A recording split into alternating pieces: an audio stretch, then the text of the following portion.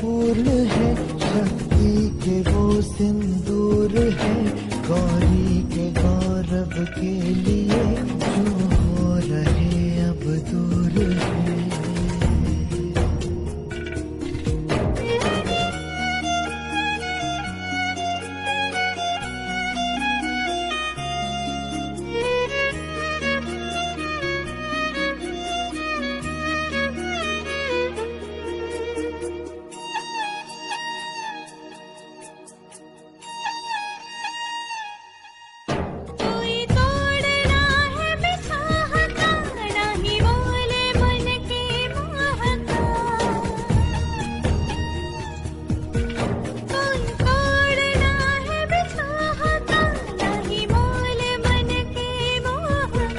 शिव जाने क्या है कालिका, अस्तित्व आदि शक्ति का। विचलित करे ना भावना, नहीं दे सके कोई सांत्वना, नियति है बंधन से परे, जो रच दिया सो वो करे।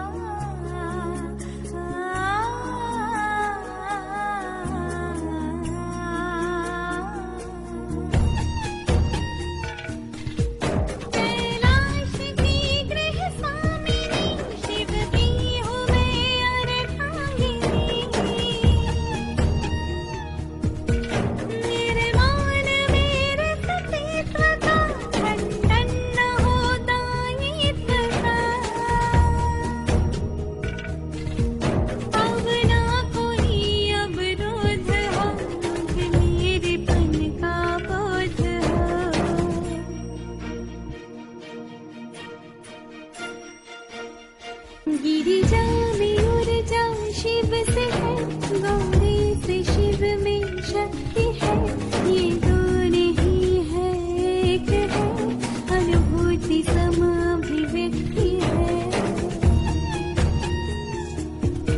हर श्वास शिव के नाम है, यह प्रेम भी अविराम है, शिव धैर्य तो संयम शिवा, शिव दृष्टि शिवा।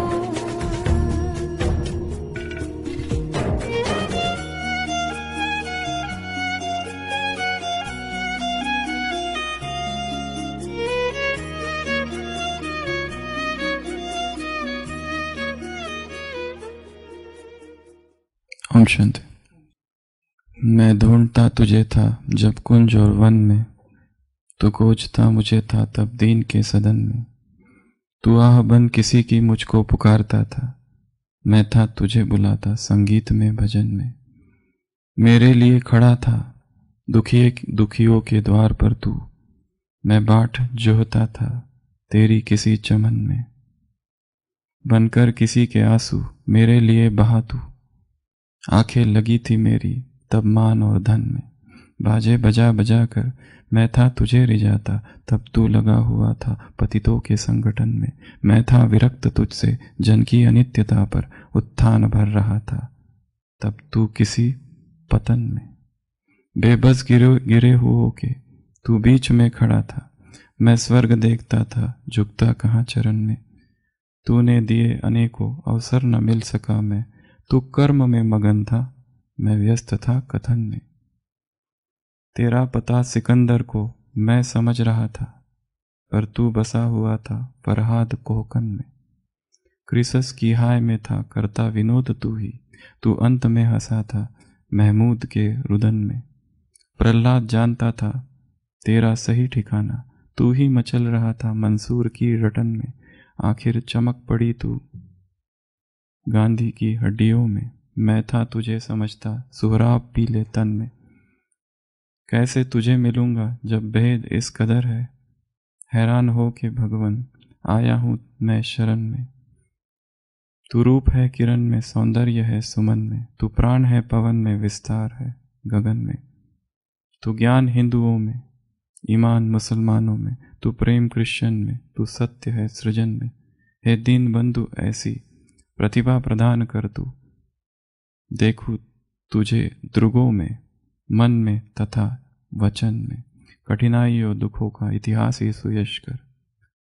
मुझको समर्थ कर तू बस कष्ट के सहन में, दुख में न हार मानो, सुख में तुझे न भूलूं, ऐसा प्रभाव भर दे मेरे अधीर मन में।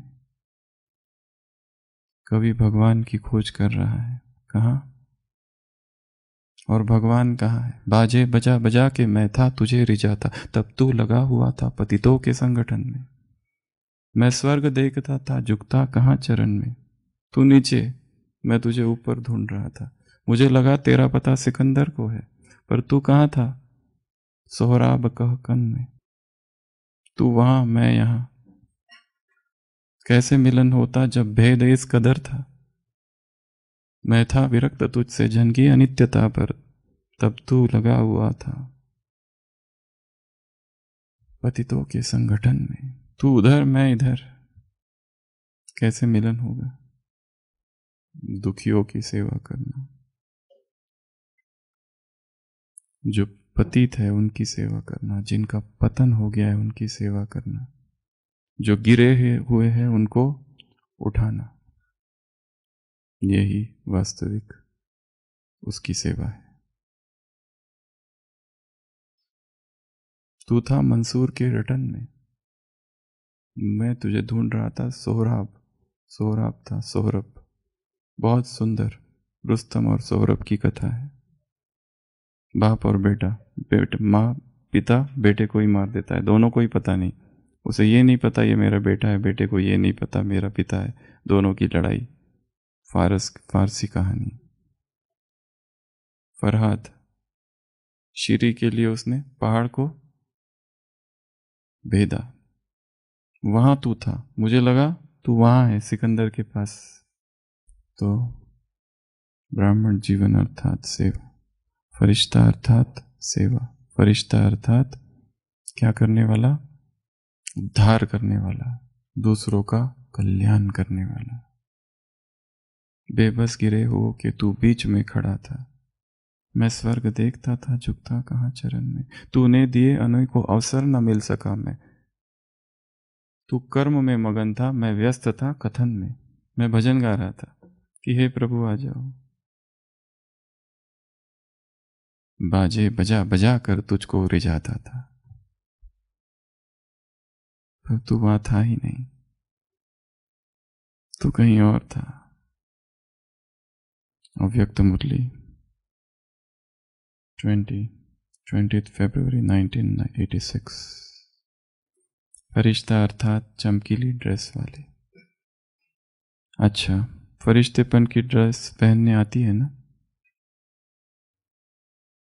यह चमकीली ड्रेस है। यह स्मृति और स्वरूप बनना अर्थात फरिश्ता ड्रेस धारण करना।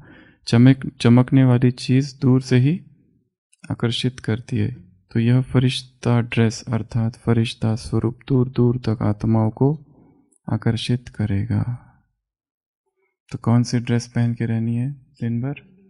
चमकीली ड्रेस। चमकीली अर्थात सफेद, चमकीली अर्थात वाइट, लाइट। और ये ड्रेस पहन के क्या करना है? क्या करना है ड्रेस पहन के? ड्रेस पहन के करना क्या है? मैं ढूंढता तुझे था जब कुंज और वन में, मैं उधर ढूंढ रहा था तो उधर था, जहां वो है, जहां लोग उसकी खोज कर रहे वहां जाओ। तू खोजता मुझे था दीन के सदन में, तू आह बन किसी की मुझको पुकारता था।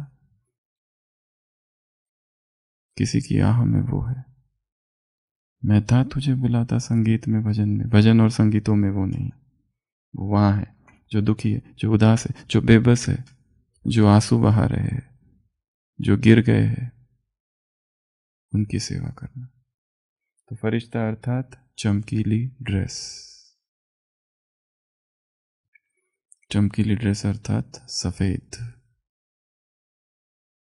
तो आज दो चीजों की चर्चा करेंगे। सबसे पहले तो श्वेत परिधान, और दूसरा ये चमकीली ड्रेस पहननी है और कौन सी ड्रेस नहीं पहननी है। सबसे पहले बाबा ने इस यज्ञ में सबके लिए श्वेत वस्त्र क्यों चुने? कम से कम 20 कारण बताओ। सबसे पहला, व्हाइट अर्थात प्यूरिटी का प्रतीक। दूसरा, व्हाइट अर्थात शांति का प्रतीक। तीसरा, व्हाइट अर्थात सभी रंग उसमें समाहित है, सभी रंग सफेद में समाहित है। चौथा, सफेद अर्थात सिंप्लिसिटी। पांचवा, सफेद अर्थात हल्कापन, जो बाकी दूसरे रंग है वो भारी है। योगी अर्थात हल्का। अगला, श्वेत अर्थात बाकी सारे रंग फीके पड़ जाते हैं, कोई भी रंग हो एक ना एक दिन उसे फीका पड़ना ही है। श्वेत रंग ऐसा है, वो उसका क्या होगा, और वो सफेद ही रहेगा। अगला, श्वेत अर्थात मृत्यु, श्वेत अर्थात कफन। अगला, जब कोई नारी विधवा हो जाती थी पुराने जमाने में, क्या पहनती थी? सफेद, अर्थात अब उसका जीवन पवित्र है। श्वेत अर्थात जिस पे निगेटिव एनर्जी जो रिफ्लेक्ट करता है। हॉस्पिटल में कौन से कपड़े पहने जाते हैं? डॉक्टर, स्टाफ, बेडशीट्स कौन से कलर के होते हैं? श्वेत। क्यों? बाकी जो रंग है उसमें माइक्रोब्स जल्दी आ जाते हैं, अंडे दे देते हैं अपने। श्वेत रंग ऐसा है कि जहां पर माइक्रोब्स इतना जल्दी अटैक नहीं करते। श्वेत अर्थात, और दो देशों के बीच जब समझौता होता है, ट्रीटी, कॉम्पैक्ट, एग्रीमेंट, तब सफेद झंडा लहराया जाता है। सरेंडर का भी वो प्रतीक है। और श्वेत अर्थात, श्वेत एकमात्र ऐसा रंग है कि जिसमें थोड़ा सा भी दाग हो तो वो तुरंत दिखाई देता है। Clean, clear. श्वेत अर्थात, और श्वेत का क्या महत्व है? धूप नहीं लगती, रिफ्लेक्ट कर देता है। और श्वेत अर्थात जो निगेटिव ऊर्जा है उसको दूर भगाता है, पॉजिटिविटी का प्रतीक है। और श्वेत अर्थात रॉयल्टी। श्वेत रंग ऐसा है जिसमें रुहाब है। श्वेत में क्या है? रुहाब है। श्वेत में क्या है? रूहानी आकर्षण है।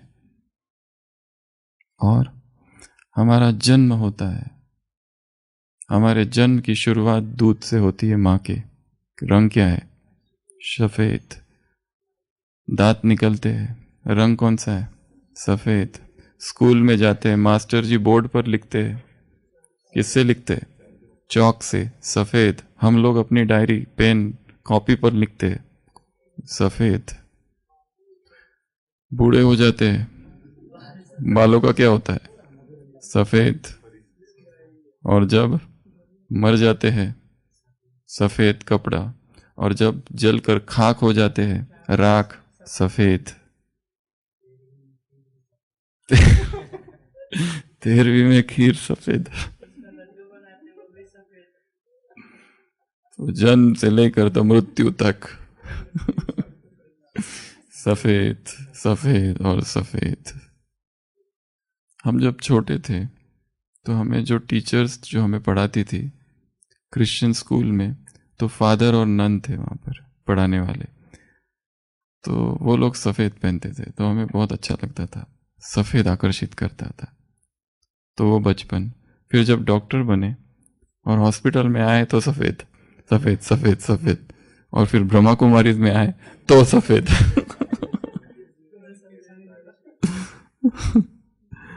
तो सफेद, सफेद और सफेद। इसीलिए तो श्वेत ये परिधान है धारा, गीत है ना हमारा, युद्ध सॉन्ग। तो श्वेत रंग पहनो तो बाकी रंग की झंझट ही नहीं। एक ही साड़ी, एक ही कपड़ा, वाइट कफन पहन के निकले। रोज आज ये पहनूं, कल वो पहनूं, कल ऐसा पहनूं, कल वो पहन लिया था, आज वो नहीं पहन सकते, उसमें मैचिंग, कोई चिंता ही नहीं है। वाइट में टेंशन नहीं है, चिंता नहीं है। तो फरिश्ता अर्थात चमकीली ड्रेस, परंतु केवल बाहर पहनने से कुछ नहीं होगा। जैसे सन्यासी वो भगवे वस्त्र क्यों पहनता है? क्या कारण है? क्योंकि भीड़ में उसे वो भगवे वस्त्र याद दिलाता है वैराग की, कि मैं इन सब से अलग हूं, ये अलग, मैं अलग, उसे वो स्मरण कराते रहता है। उसी तरह ये श्वेत वस्त्र हमें स्मरण कराते रहे कि हमारा जीवन किस लिए है? संपूर्ण प्यूरिटी के लिए। और मृत्यु है, मृत्यु का कोई भय नहीं, साहसपूर्ण जीवन है ये। शांति के हम फरिश्ते हैं। दूसरों की भावनाओं को क्या आज के मुरली में है ना, तोड़ना नहीं, शांति स्थापित करने आए हैं। तो निरंतर कौन से वस्त्र धारण किए रहो? श्वेत। शरीर भी श्वेत वस्त्र धारण करे और आत्मा भी श्वेत वस्त्र धारण करे, प्यूरिटी की, शांति का, रूहाब का, रूहानी आकर्षण का, प्रभु प्रेम का। एक ऐसा रंग जिसमें सारे रंग समाहित है, एक ऐसा रंग जो पहनने के बाद फिर और किसी रंग पहनने की इच्छा नहीं है, इसी में ही सब कुछ समाया हुआ है। इसके लिए कलर ड्रेस पहनना चाहिए कि नहीं पहनना चाहिए? एक बार वाइट पहन लिया तो पहन लिया, कलर की दुनिया को हमेशा के लिए छोड़ दो। और कलर वाइट रहेगा तो किसी की बुरी दृष्टि, ये भी एक कारण है श्वेत का, बुरी दृष्टि नहीं पड़ती है। कलर ड्रेस पहनेंगे तो लोग आकर्षित होंगे देह की तरफ।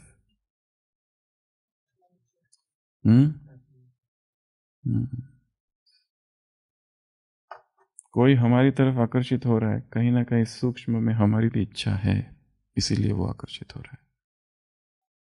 इसके पहले भी सुनाया था, विनोबा भावे जा रहे थे ट्रेन में, एक माता बैठी थी जिसने गजरा लगा कर रखा था। गजरा पता है? वो उससे पूछते हैं गजरा क्यों पहना है, क्या ये तुम्हें दिखता है? उसे तो नहीं दिखता, फिर क्यों पहना है? दिखाने के लिए, आकर्षित करने के लिए। तो फरिश्ता अर्थात चमकीली ड्रेस, वाइट ड्रेस, श्वेत परिधान, श्वेत वस्त्र धारण किए हुए, इसी वस्त्र को पहनना है। और कौन से वस्त्र नहीं पहनने हैं? तो 5 प्रकार के वस्त्र हैं जो नहीं पहनने हैं। किसी घर में आग लग जाती है, आग आग आग, लोग चिल्लाने लगते हैं, चारों तरफ भीषण आग, और कोई देखता है घर के अंदर 2-3 छोटे बच्चे खेल रहे हैं, सब लोग चिल्लाते बच्चों आ जाओ आ जाओ आ जाओ। बच्चे अपने खेल में इतने मस्त हैं, हम कहते हैं हम नहीं आएंगे, हमें बहुत मजा आ रहा है। सारे तरफ आग लगी हुई है, घर की कुछ कुछ छतें गिर रही है, पर वो बच्चे इतने व्यस्त, इतने मगन है अपने खेल में कि कितना भी उनको पुकार रहे, बच्चों आ जाओ आ जाओ, मेरा हाथ पकड़ो, वो कहते हैं हम नहीं आएंगे, हमें बहुत मजा आ रहा है, बहुत अच्छा लग रहा है। तब तक उस घर का मालिक और बच्चों का पिता आ जाता है, देखता है इतनी भीड़, क्या हो गया? भीड़ को चीरते हुए जाता है। लोग कहते देखो बच्चे अंदर खेल रहे, वो कहते कैसे इनको बचाऊं अब? वो कहते हमने सब कोशिशें कर रहे, वो आने को तैयार नहीं है। एक खिड़की सुरक्षित होती है, वो पिता वहां जाता है और बच्चों से कहते बच्चों जल्दी आओ जल्दी आओ, मैंने तुम्हारे लिए जो खिलौने कहे थे वो खिलौने लेकर आया हूं। बच्चे कहते खिलौने, वो छोड़ते हैं और वो कहता है कि खिड़की के पास आ जाओ और छलांग लगा लो।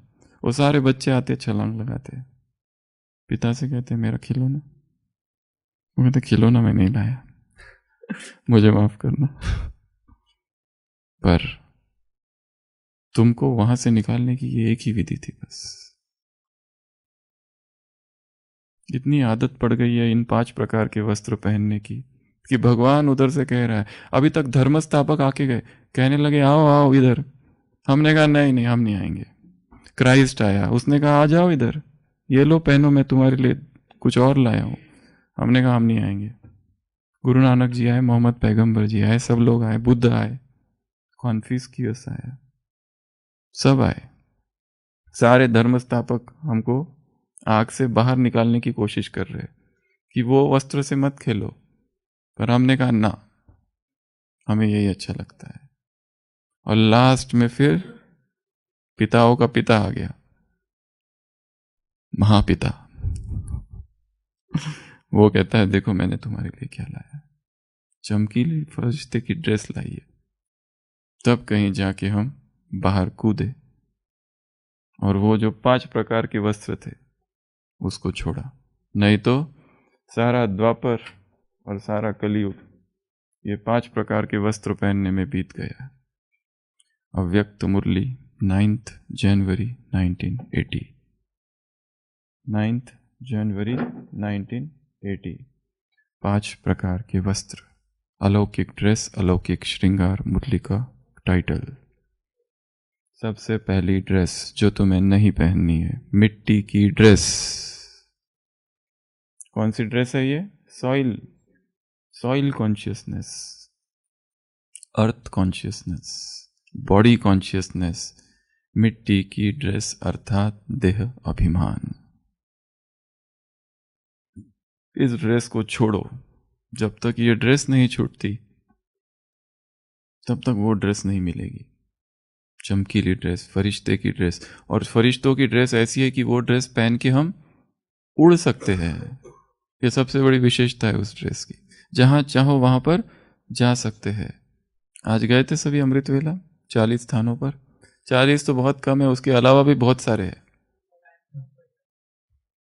और ये काम तब करना है जब बहुत बोर हो रहा है, दोपहर का समय है, टाइम है थोड़ा सा, बैठ जाओ और एक एक इमर्ज करो। 5 खंड, 5 तत्व, 5 प्रकार की आत्माएं, 5 प्रकार के ब्राह्मण, 5 प्रकार के मधुबन के स्थान, 5 तत्व, 5 सत्ताएं, 5 विकार। ये काम करते रहो, मन बिजी हो जाता है इसमें, क्योंकि हमने उसको काम दे दिया कि तुमको अब ये करना है।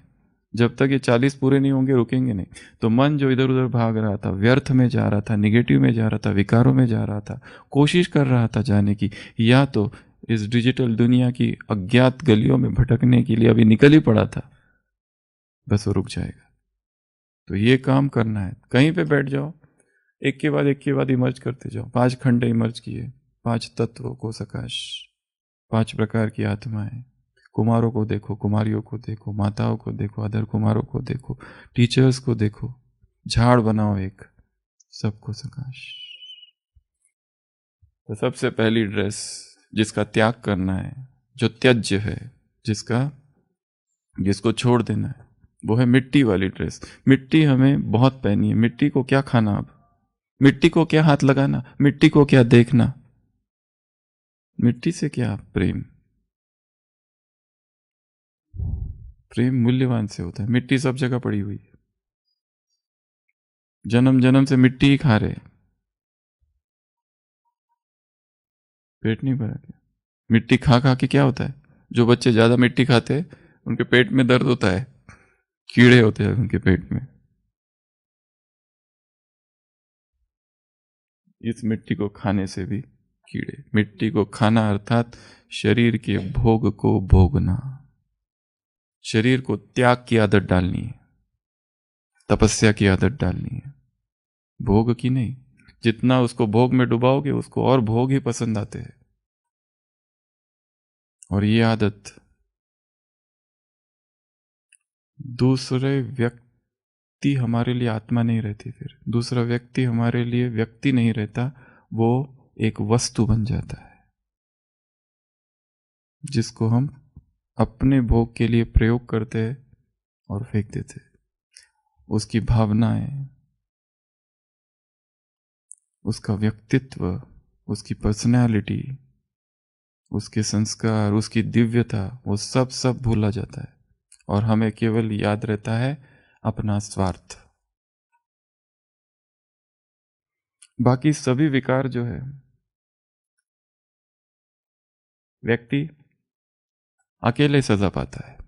पर काम विकार, उसमें स्वयं तो गिरता ही है परंतु दूसरों को अपने पतन में अपने साथ गिराता है, क्योंकि यहां दो इन्वॉल्व है।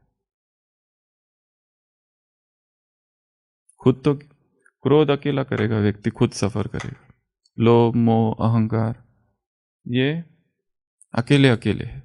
यहां वो अकेला नहीं है, यहां वो जिस व्यक्ति के साथ इन्वॉल्व है मन से भी, वो अपने सूक्ष्म संकल्प, विकारी संकल्प उस दूसरी आत्माओं तक पहुंचा रहा है। और फिर एक आत्मा यदि विकारी कल्पनाएं, संकल्प, फैंटेसीज, इच्छा करती है तो उसके प्रकंपन दूसरी आत्मा तक पहुंचते हैं। उस दूसरी आत्मा में भी वही विकार के संकल्प उत्पन्न होंगे और पारस्परिक आकर्षण उत्पन्न होगा। फिर किसी दिन यह आत्मा बहुत ऊंची अवस्था में है परंतु वो दूसरी आत्मा उस समय निचली अवस्था में है, तो वो ऊपर वाले को नीचे गिराएगी उस क्षण। भले वो ऊपर जो आत्मा है उस दिन आना नहीं चाहती नीचे, परंतु जो दूसरी आत्मा है उसके संकल्प इतने स्ट्रांग है विकार के कि वो संकल्प ही उसे खींचेंगे। अब कुछ समय के बाद यही जो नीचे आत्मा है वो ऊपर है, उसे पश्चाताप हो गया, वो ऊपर चली गई, पर उस समय यह आत्मा नीचे है। प्रकंपन, जैसे प्यूरिटी के प्रकंपन बहुत स्ट्रांग है, वैसे काम की इच्छा के प्रकंपन बहुत स्ट्रांग है। एक आत्मा के प्रकंपन दूसरे तक पहुंचते हैं, वाइब्रेशंस, फिर समान इच्छाएं उत्पन्न होती है। वो दो व्यक्ति कोई भी हो सकते हैं, उनका बाकी चीजों में सब जगह मतभेद है, उनके विचार नहीं मिलते, उनके इंटरेस्ट अलग है, उनकी फील्ड अलग है, उनके ओपिनियंस अलग है, सब जगह मतभेद है। पर जहां विकार दोनों में उत्पन्न होता है, दोनों एक हो जाते हैं, सेम इच्छाएं उत्पन्न होती है दोनों तरफ।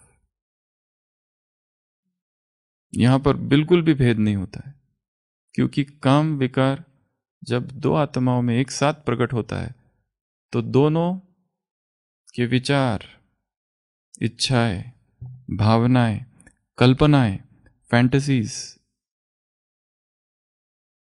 सब कुछ, संस्कार, तीव्रता, आवेग सब मिल जाता है। अब वही आत्माएं यदि ऑफिस में काम कर रहे हैं तो रोज झगड़े होंगे दिन भर, क्योंकि इसके विचार दूसरे, उसके विचार दूसरे, वो जरा भी मिलते नहीं है विचार। विचारों में बहुत भयंकर मतभेद है। पर जहां काम विकार आता है वहां पर समान हो जाता है। इसीलिए काम इतना शक्तिशाली है, क्योंकि दो आत्माओं को वो एक कर देता है, भले उनमें दिन भर झगड़ा होते रहे।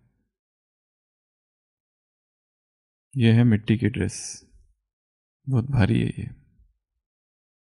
अंदर बैठ के वही खेल रहे मिट्टी के खिलौने के साथ। आग लगी हुई है भवन में, उधर से क्राइस्ट, उधर से बुद्ध, उधर से महावीर चिल्ला रहे, आओ आओ आओ। हम गए, हम नहीं आएंगे, जाओ तुम। बहुत कोशिशें की सबने,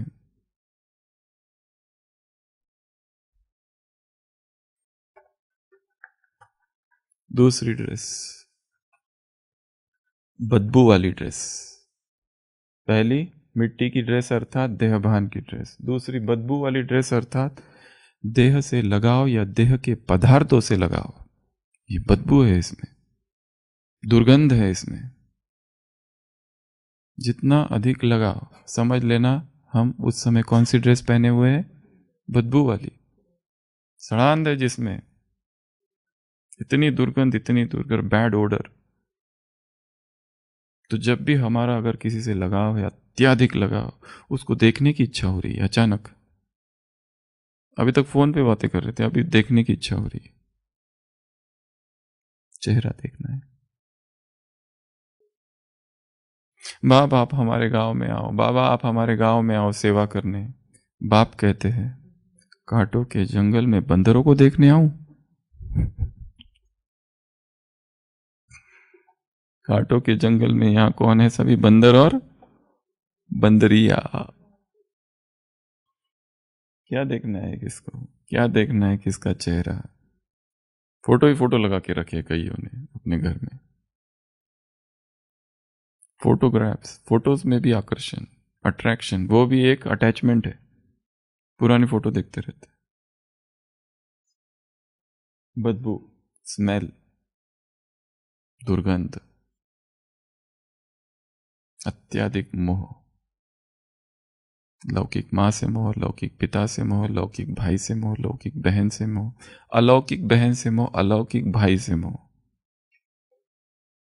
अलौकिक बॉस इंचार्ज से मोह, अलौकिक साथियों से मोह, अलौकिक जूनियर से मोह। ये कुमार बहुत अच्छा है। और हमारे पास लेबल बहुत अच्छे अच्छे, सेवा के साथी है, ये बहुत अच्छा है, ये बहुत अच्छा है। जहां भी लगाव है, वो साइकोलॉजिकल लगाव धीरे धीरे फिजिकल लगाव में परिवर्तित हो जाता है। Psychological attachment leads to physical attachment. और जहां फिजिकल अटैचमेंट आ जाती है, वहां वासनाओं का जन्म होता है।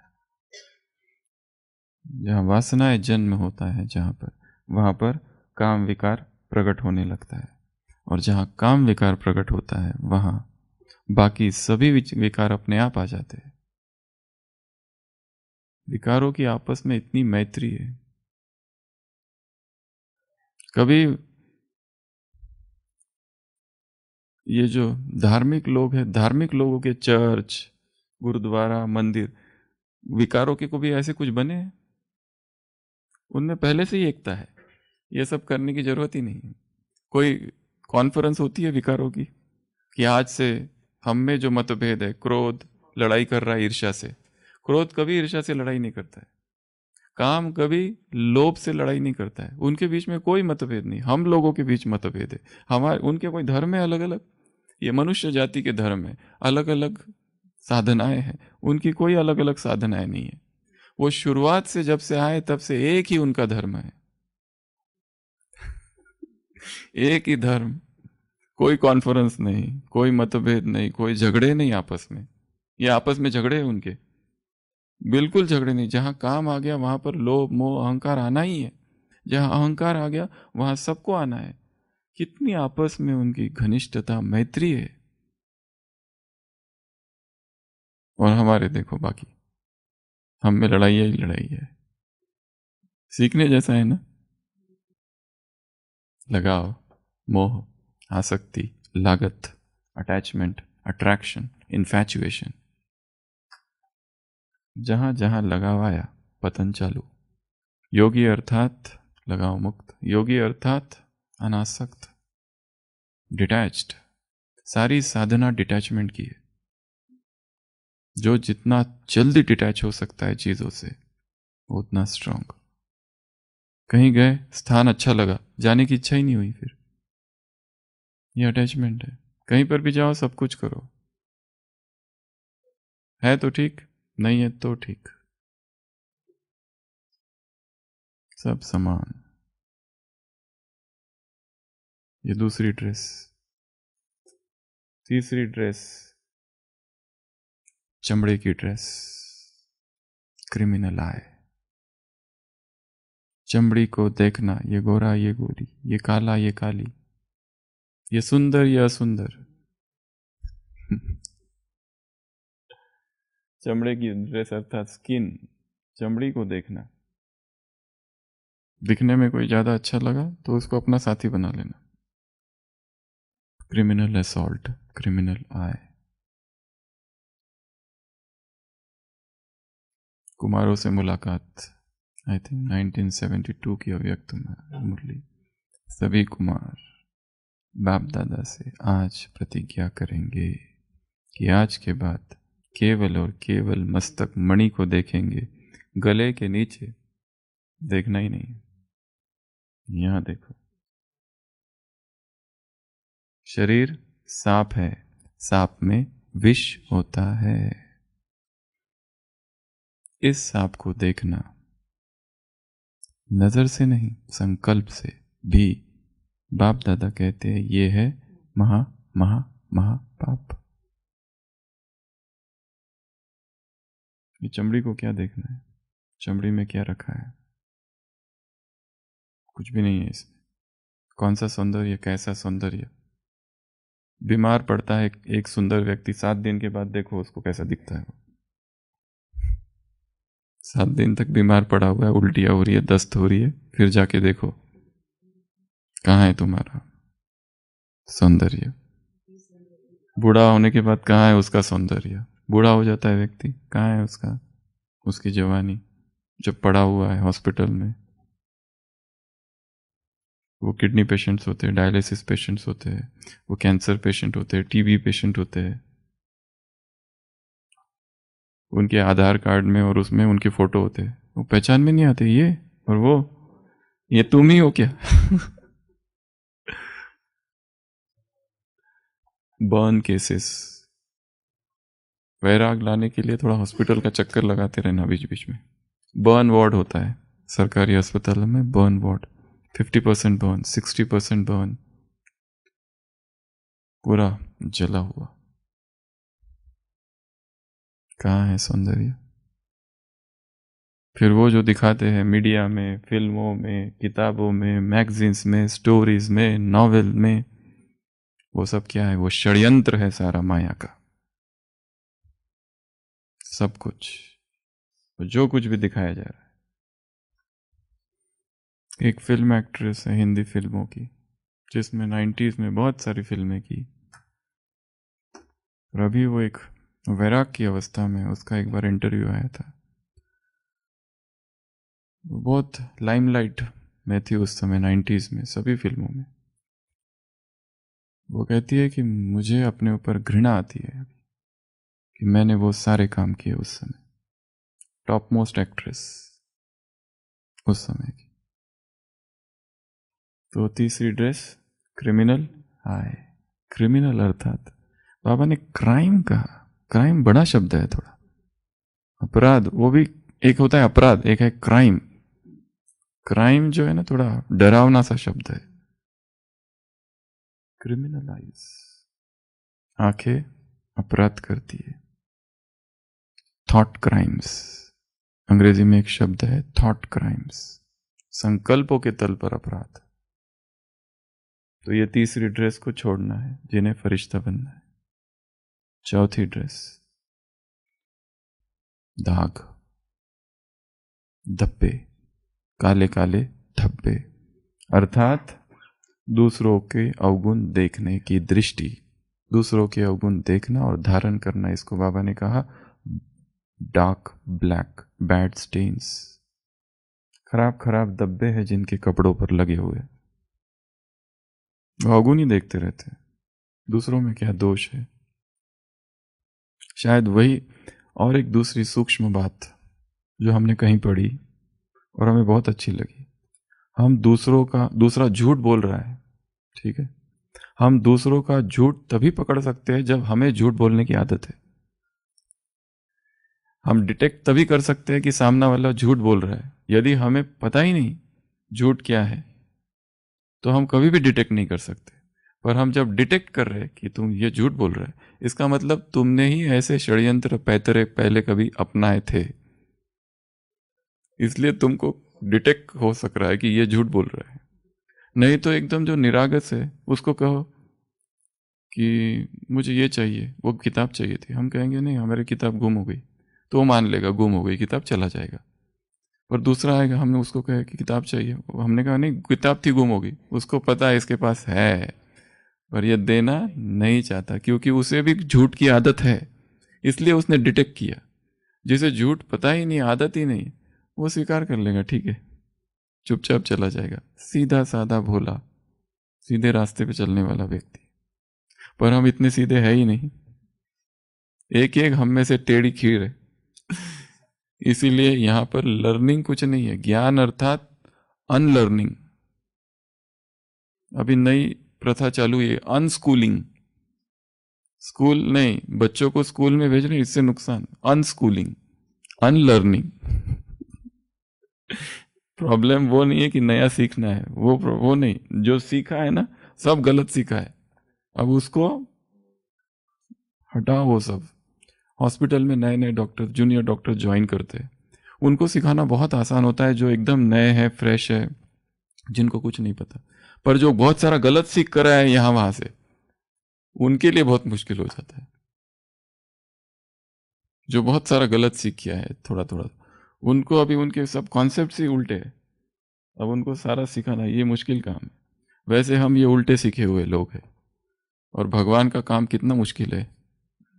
हमको कितने लोगों ने आके क्या क्या सिखाया है, इसलिए भगवान सिखा कुछ नहीं रहा है। अनलर्निंग, ये स्कूल नहीं है, ये अनस्कूलिंग है। जो कुछ अब तक सीखा है भूल जाओ, मैं तुमको जो सिखाता हूं वो सीखो। जज करो ये राइट है या वो राइट है, मैं जो सिखाता हूं वो राइट है या शास्त्रों से तुमने जो सीखा वो राइट है। तो अवगुणी दृष्टि, ये चौथा। और पांचवा सबसे खतरनाक ड्रेस, खून के दाग जिस पर है, खून के धब्बे धब्बे जिस पर है, वो ड्रेस, वो कौन सा है? कौन सा है वो? अंबिकार तो हो गया, ये कौन सा है? ये कौन सा है? मुरली तो पड़ी होगी ना, ये बड़ी फेमस मुरली है, 9 जनवरी 80 की। आत्मघात करना, बार बार विकर्म करना, बार बार पाप करना, एक बार नहीं, 2 बार नहीं, कई बार, रोज, सुबह भी, रात को भी, दूसरे दिन भी, दोपहर को भी, फिर कुछ दिन गैप, फिर वही। यह है रक्त Ranjit, blood stained clothes, blood stained attire, ये परिधान पहन, अर्थात गिरना, खुद भी गिरना, दूसरों को भी गिराना, और कई बार आत्मा की श्रेष्ठ स्थिति से गिर जाना। स्थिति का यह आत्मघात है, इट्स सुसाइड, स्पिरिचुअल सुसाइड। और एक इससे भी बड़ी स्टेज है, ये तो 5 ड्रेस है, कोई कोई 2-2 पहने हुए है, कोई कोई 3-3 एक साथ पहने हुए, कहीं कोई 4-4 और 5-5 भी पहने हुए, कहीं चमड़ी भी है तो कहीं दाग भी है, कहीं काले दाग है, कहीं रक्त वाले दाग है, मिट्टी के है, कहीं बदबू भी आ रही है उसमें से, पता नहीं धोया ही नहीं कभी कितने दिनों से, ऐसे भी ड्रेस है। कोई कोई होता है ना सभा में अपने आप अचानक अपना मोजा निकालता है, तो जो कभी धोया ही कोई कोई आता है कुटिया में बैठकर अपनी शॉल पहने हुए, पता नहीं कब धोई थी शॉल बैठे हुए सारे नीचे या फिर परफ्यूम लगा के आ जाते सुबह सुबह 3 बजे। कमाल है उनकी भी, इतना पावरफुल परफ्यूम कि बाकी योग में बैठे हुए धड़ाधड़ गिरते परम धाम से। कोई परम धाम से गिरता है, कोई सूक्ष्म वतन से नीचे, कौन आ गया नीचे, ये कौन आया महफिल में, जल उठी क्षमा सुबह सुबह 2:30 बजे 3 बजे कैसे कोई पूरा परफ्यूम डिओड्रेंट पूरा लगा लगा के आ जाते हैं ये परफ्यूम नहीं लगाना है, प्यूरिटी का परफ्यूम लगाना है।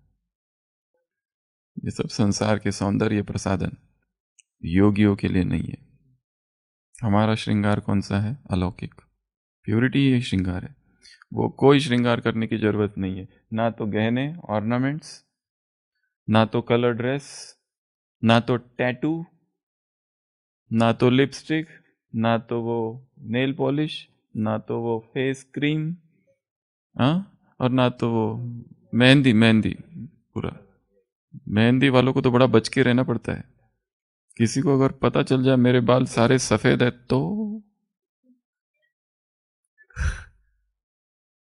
मेहंदी और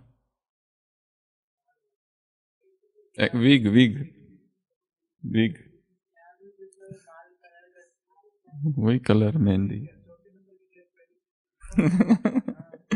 विग। एक नाटक हो रहा है सिनेमा गृह में, एक व्यक्ति बैठा है दूसरे व्यक्ति के पास, वो कहता है वो जो हीरो है ना वो तो बहुत ही अच्छा काम कर रहा है। वो व्यक्ति कहता है वो हीरो नहीं, वो मेरी बेटी है। तो कहते हैं अच्छा आप उसके बाप हो? वो कहते हैं नहीं, मैं उसकी माँ हूं यहाँ पहचानना ही मुश्किल है स्त्री है कि पुरुष है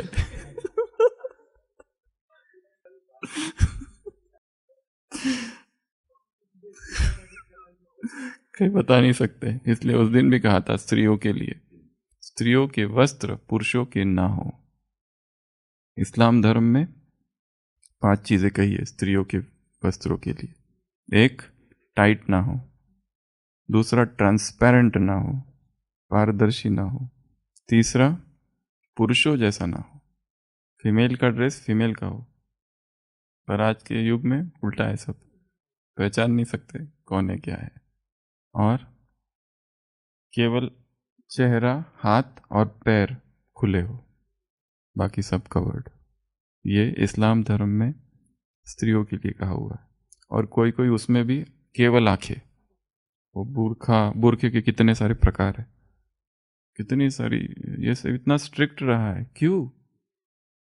क्योंकि देखा गया है कि देखते ही विकार जागता है, इसके लिए कवर्ड, हाथ, चेहरा और पैर, बस ये 3 ही चीजें खुली हो।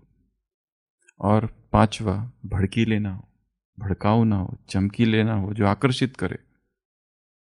ये नियम है इस्लाम धर्म में। तो विग, गहने, मेहंदी, टैटू, और ये यहाँ की मेहंदी, अंगूठियाँ ढेर सारी, इधर इधर इधर, एक वो उसमें वो क्या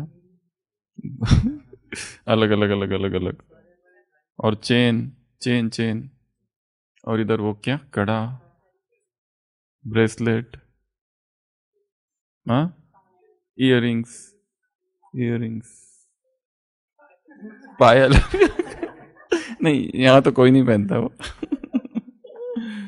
पर ये सारे जो है ना, ये हमारे लिए नहीं है, ये पुरानी दुनिया का है, इसको हटा दो, इसको छोड़ दो।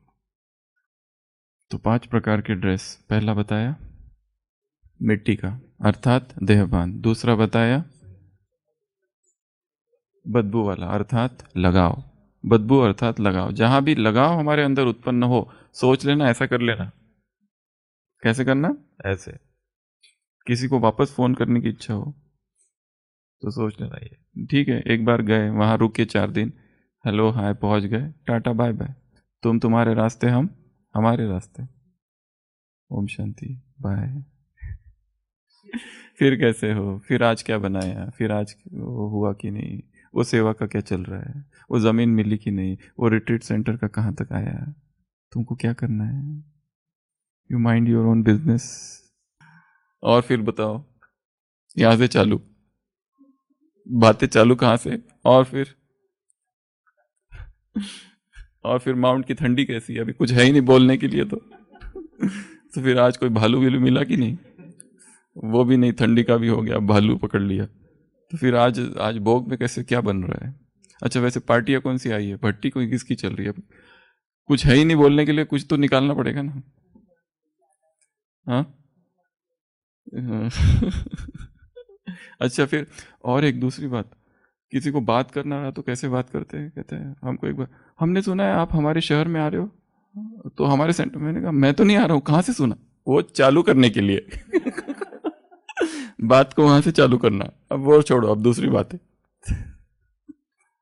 व्यर्थ। तो सबसे पहला मिट्टी, दूसरा बदबू लगाओ, तीसरा चमड़ी, क्रिमिनलाइज, चमड़ी को देखना, सुंदर असुंदर, काला गोरा, ये थोड़ा अच्छा दिखता है, हैंडसम, इसको ले लो साथ में, ये ठीक नहीं दिखता है इसको। अगला दाग, कौन से दाग, काले काले दाग, स्पॉट्स, गंदे धब्बे, कौन से धब्बे है ये, अवगुणी दृष्टि, दूसरों के अवगुण देखना, उसमें ये है, उसमें वो है, उसमें वो है, इसमें ऐसा है, उसमें वैसा है, हमें दूसरों के अवगुण दिख रहे हैं, अर्थात हम में वो है। बहुत स्ट्रांग पॉइंट है ये। दूसरा, झूठ बोल रहा है, हमने डिटेक्ट किया, अर्थात हम भी झूठ बोलते हैं, नहीं तो डिटेक्ट ही नहीं किया होता। अगला विकर्म पर विकर्म, विकर्म किसे कहा जाता है, एक है विकर्म, एक है कुकर्म, एक है पाप कर्म। विकर्म, कुकर्म, पाप कर्म, डिफरेंस, एक छोटा भाई, एक बीच का भाई, एक बड़ा भाई, ऐसे एक दबाओ, 2 दबाओ, 3 दबाओ, उस दिन का जोक कुकर्म काम विकार को कहा जाता है, जबरन कुकर्म किया, दुष्कर्म, इसको ही दुष्कर्म भी कहते हैं, कुकर्म, दुष्कर्म, क्रिमिनल असॉल्ट, ये सबसे कड़ा है, जबरदस्ती, तो ये सबसे हाईएस्ट कैटेगरी में आता है। उसके बाद है विकर्म। वैसे तो शब्दकोश में तीनों का एक ही अर्थ है पर फिर भी विकर्म एक है, सत्कर्म के खिलाफ जो कुछ भी किया जा रहा है वो विकर्म, और पाप कर्म अर्थात पुण्य के खिलाफ जो कुछ किया जा रहा है जिसे संसार भी पाप समझता है, ये तो सूक्ष्म है। इसके बाद सेकंड ये है पाप। पाप मतलब संसार भी इसे नहीं मानता, संसार भी कहता है ये पाप तुमने किया, ये पाप है।